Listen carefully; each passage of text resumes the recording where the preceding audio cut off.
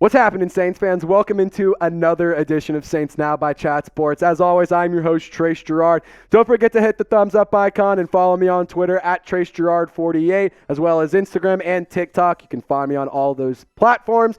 But today, we're talking some free agency, and show me the money, because the Saints have roughly $14 million in cap space. So we're going to discuss what free agents are available that the Saints could potentially go out and target. And guys, I just want to lay this out there. If the Saints make a move, we got you covered. We will break it down. If it's a big move like Derek Carr, we went live for like 4+ hours. We're going to be live. We're going to break it down. We'll make a video. We'll talk about it on the shorts page. We'll talk about it on the community page. Like, we will literally just blow you up with information anytime the Saints make a move. So hit the sub button, turn on your notifications, and lock us in. That way you never miss a thing around your New Orleans Saints. All right, so some free agent targets that we're going to discuss today. Let's start with Billy Price, the center. Now, why he is a target for the New Orleans Saints. He is a former first-round pick in 2018 by the Cincinnati Bengals. He was taken at 21 overall. Now, in terms of his career, he spent some time with Cincinnati, Las Vegas, the Giants, and Arizona most recently. The Saints, they do need a solid backup behind Erik McCoy because you really don't have anybody truly there. I mean, you got Alex Filstrom there. You have Filstrom there, so it's not like you don't have anybody there, but I think that Billy Price might be a better option. And he recently visited with the team, so that's why we're talking about Billy Price. And as for that offensive line depth chart, you can see right here, Erik McCoy, he is your starting center. He's a stud. We know what he can do. He is a great football player. But as for the depth behind him, Alex Filstrom, he's not one of those guys that I have a ton of faith in to be a starting center if somebody gets hurt or so what happens if Erik McCoy's helmet gets popped off? Like, he has to come off for a field. Cesar Ruiz is currently your principal replacement, meaning he's going to come in and fill in for Erik McCoy if he has to miss some plays. So I think that bringing in a guy like Billy Price makes some sense, and that's why I think the Saints should go and target him in free agency. All right, so another player, defensive side of the ball, Rashaan Evans. It's always F the Falcons, but at the end of the day, if they don't want their players that make a lot of tackles, then that's their problem. They're stupid. But let's look at the linebacker depth chart, because I love Pete Werner. Phenomenal football player. We all know what he can do. When he's healthy, he is lights out. Demario Davis, I mean, he's literally like Captain Louisiana. Like he is this team's defense heart pulse. He is the life and blood of this defensive unit. I love Demario Davis, one of the best just NFL players and leaders that this league has ever seen. Zach Bond, he's a player that hasn't really filled the role that you expected him to when you drafted him. You do have Ty Summers, you have Anthony Orji. DeMarco Jackson is a player that I am very intrigued by, but Rashaan Evans is a very, very good football player, especially when it comes to tackling. He had 159 tackles last season, 6 tackles for loss, 2 sacks, and 4 pass breakups for those ugly, dirty birds. And here's the thing, though. Word is that DeMarco Jackson is looking very impressive at practice. He's showing a lot of really good things, and he's showing a lot of promise. And this is where I kind of bring up the idea of maybe you don't go sign somebody because the Saints see something in DeMarco Jackson. My question is, there are players available like Quan Alexander that you could go and sign. However, I do believe that the Saints see a lot of value and a lot of upside to DeMarco Jackson, and depending on how the rest of how training camp continues or goes for DeMarco Jackson, I think that he is a player that could really take some steps for the New Orleans Saints. So guys, I want you to pick a linebacker for me. Would you rather have DeMarco Jackson, just run it with him, or would you rather go sign a guy like Rashaan Evans who does have more veteran experience?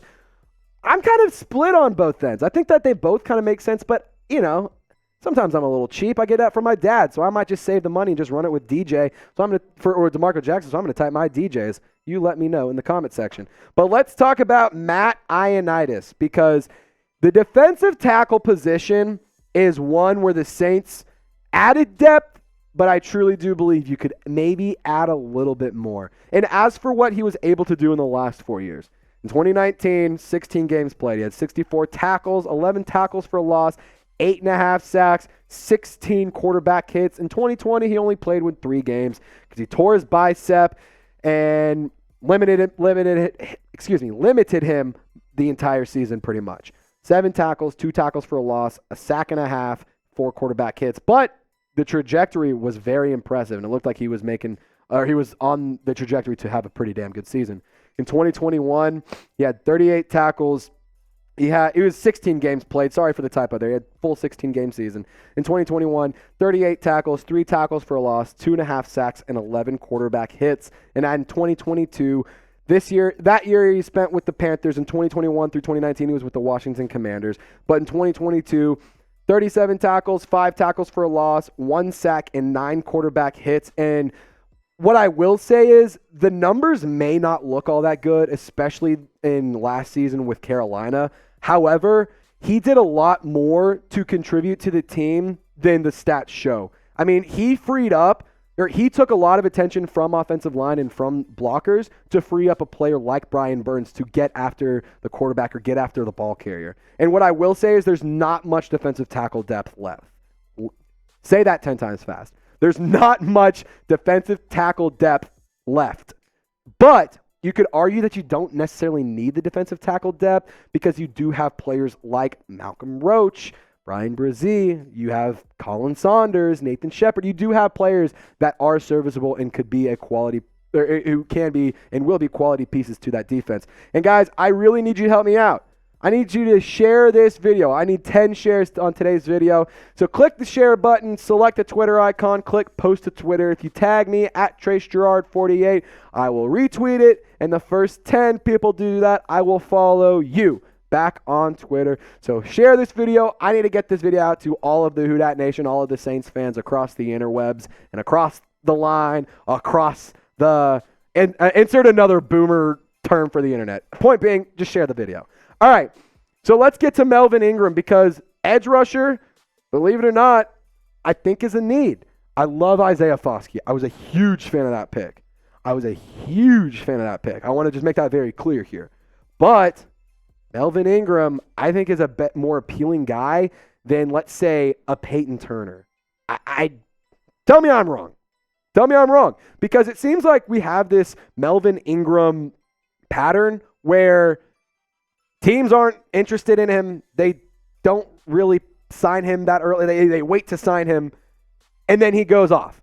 And last season for Miami, 22 tackles, 6 sacks, 7 tackles for a loss, 10 quarterback hits, and a forced fumble. And this defensive line unit is great. Like, let's not sit here and act like it's a bad unit. No, it's a damn good team. It's a damn good part of the team as well. But Cameron Jordan, he's getting older. Got to keep that in mind. He actually even missed part of minicamp because as Dennis Allen said, old age things. Not supposed to be anything notable. It's not supposed to be anything major, so don't, freak out when I say that. But he missed today of minicamp. Isaiah Foskey, Carl Granderson, those are players that I really, really like, as well as Tano Passanio. However, I just am so damn greedy when it comes to depth, especially along the defensive line and pass rushers and just making the opposing offense's life very difficult. But before we get to my last target, I want you to let me know. You tell me, which unit is better, the offense or the defense? Type O for offense, type D for defense. You really could make an argument for both sides of the ball. I think the defense, it really is the mainstay of this team. That is the golden goose, if you will, of this team. That is a portion of the team that continues to help the team out and be consistently good and didn't really have as many issues last year, or at least last season. The offense was more of an issue than the defense was. So which unit is better this season, though? Let me know. They added a lot of players to the offense. Defense also looks pretty damn good. Anyway, let's get to the last guy, Yannick Ngakoue. All right, we've talked about him, I feel like 100 times, but we're going to talk about him 101 times because this is a guy who almost put up 40 sacks over the last 4 years. Over 8 sacks in the last 4 years. Tell me that you don't want that. For a team that didn't put a lot of pressure on the quarterback last season, who really didn't do a great job of getting sacks, at least the first half of the season, you're telling me you don't want this guy? I mean, he's not even 30 years old yet. Like, come on. Cut me a break. He is a phenomenal football player. Look at the numbers. I'm not even going to read them to you. Just look at them. And I just want to highlight real quick his 2022 and 2021 numbers.